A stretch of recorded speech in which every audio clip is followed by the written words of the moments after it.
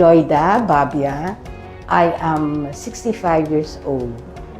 I was diagnosed 2 years ago with spondylosis. The pain was from my shoulder going to my arm, and I always feel like imbalance. Before, I couldn't do anything.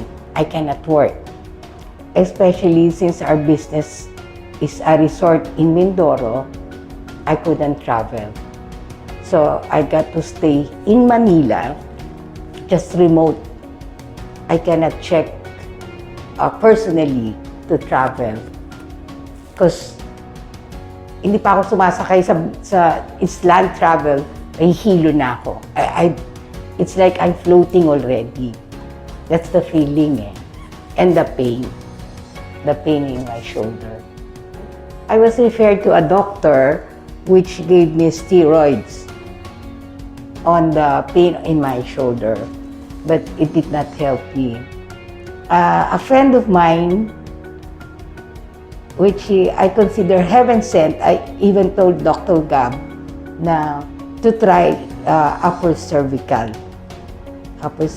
So I made an appointment, they made x-ray and all these things, and then I started my visit. For me, my first visit, automatic, the pain and yung like imbalance, I felt it right away. But I like your approach. That's why I stayed here, and maintenance na nga sa akin. Since you said I need it as maintenance. So I stayed with Upper Cervical 2 years now. I recommend Upper Cervical. Go and visit Dr. Gab.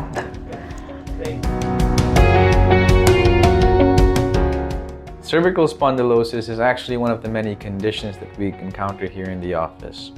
However, you see most people who get diagnosed with them don't fully have an understanding or a good grasp on what it means.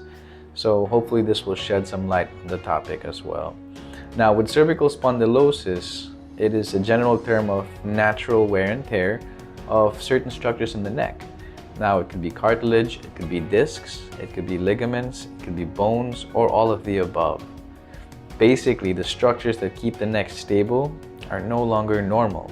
So now with most people, cervical spondylosis may not even present with any symptoms.